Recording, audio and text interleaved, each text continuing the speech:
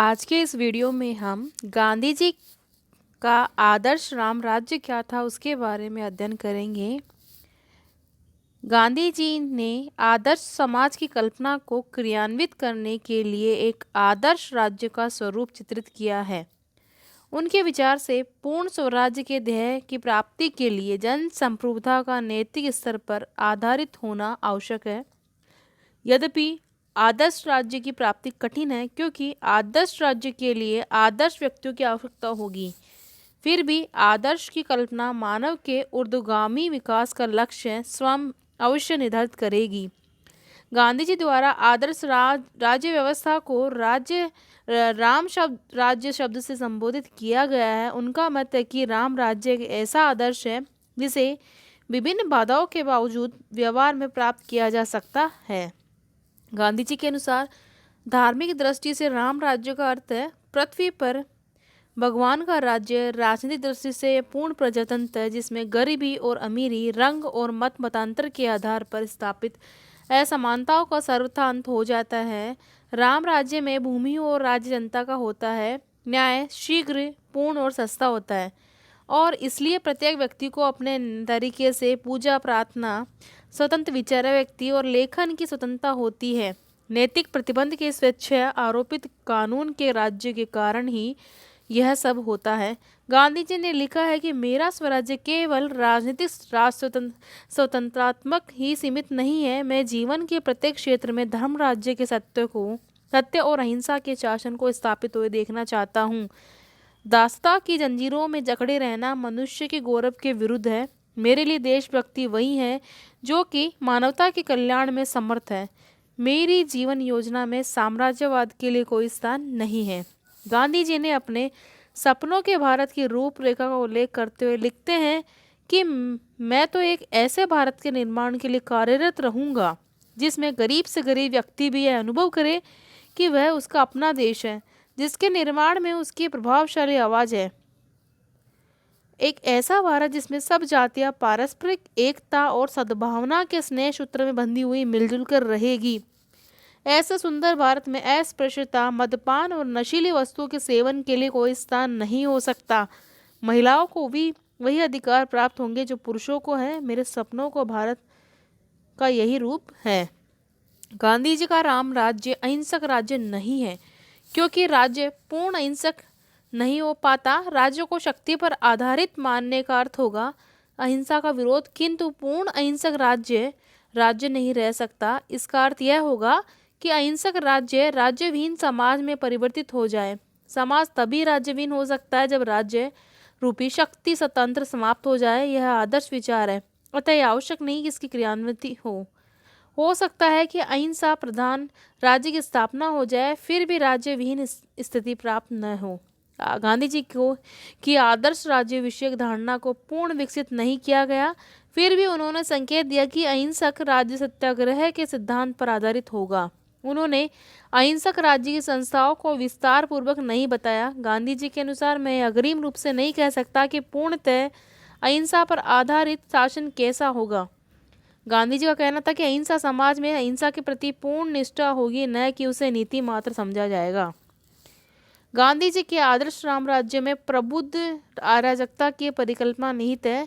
यह एक ऐसी सुव्यवस्थित व्यवस्था होगी जिसमें व्यक्ति इतनी पूर्णता प्राप्त कर लेगा कि उसे बाह्य नियंत्रणों अथवा दमनात्मक संस्थाओं की आवश्यकता ही नहीं पड़ेगी।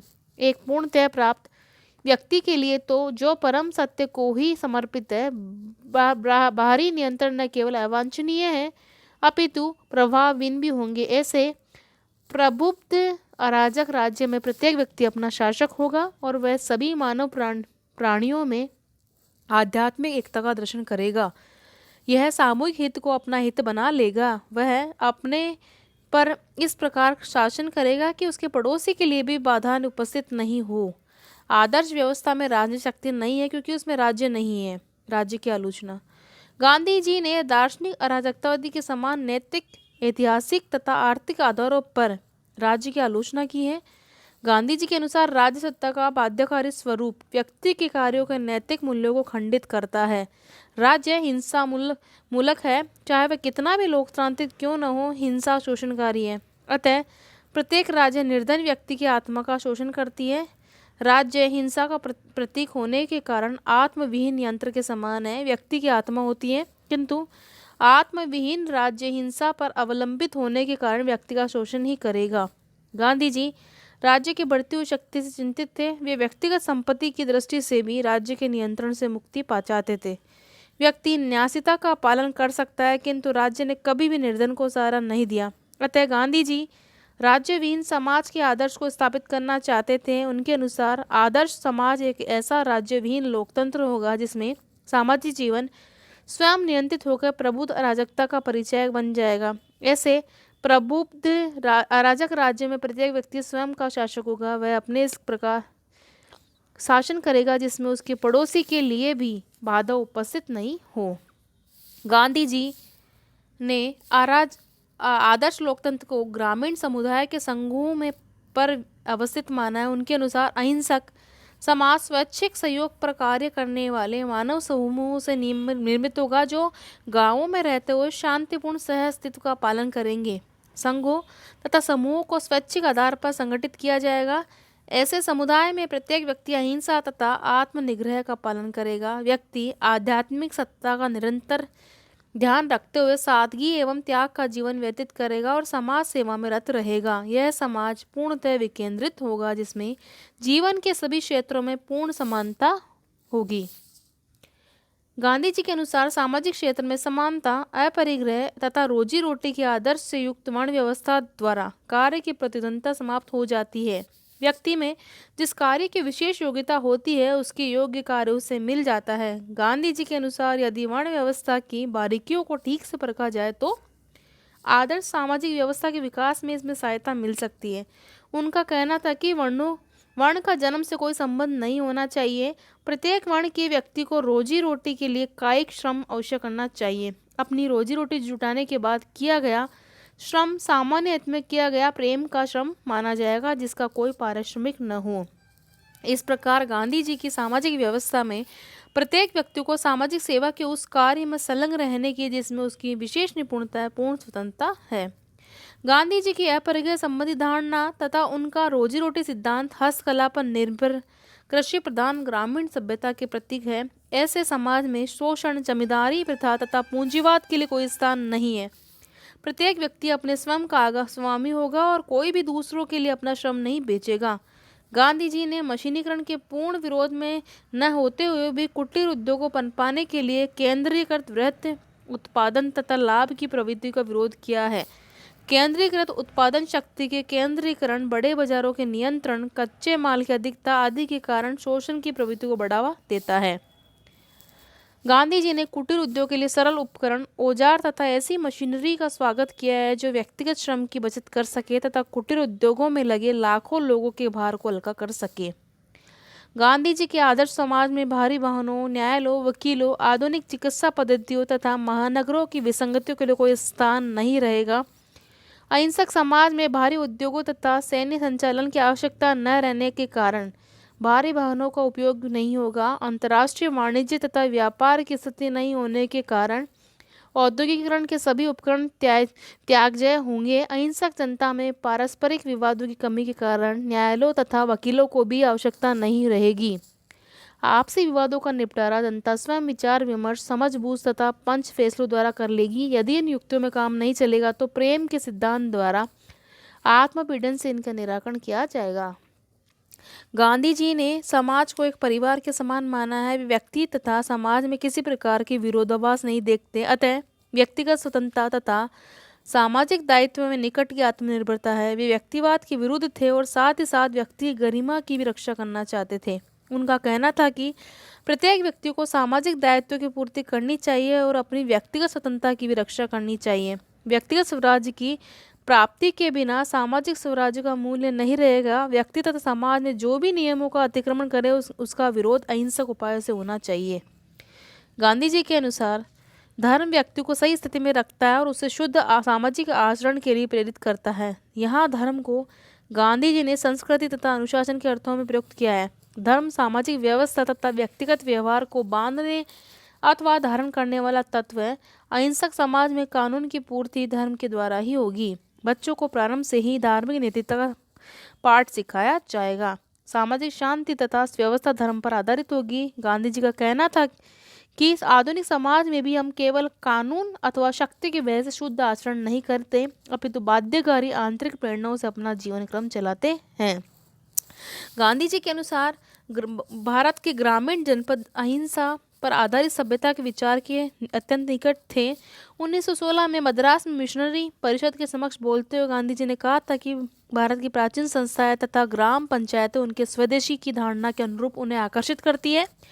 भारत वास्तव में एक गणतंत्रात्मक देश रहा है, जहाँ राजा तथा अत्याचारी शासक, चाहे वे भारतीय रहे हो अथवा विदेशी आक्रमणकारी, किसी ने भी ग्रामीण समाज को नहीं छुआ।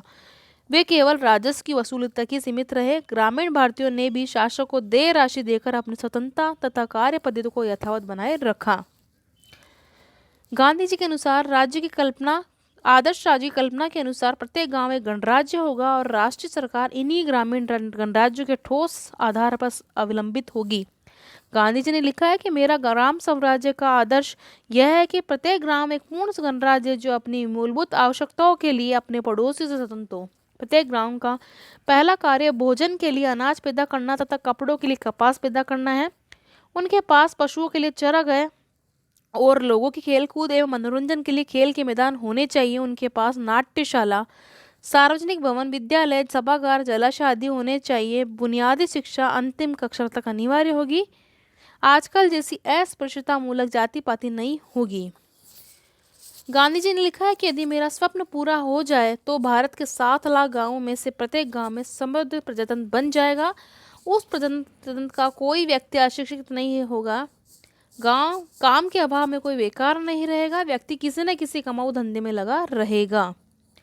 राज्य विहीन अहिंसक समाज का आदर्श, जिसमें न पुलिस होगी और न सेना, न न्यायालय, न डॉक्टर, न भारी वाहन तथा केंद्रीकृत उत्पादन होगा, एक प्रेरणादायी आदर्श ही है, न कि शीघ्र प्राप्त किया जाने वाला लक्ष्य।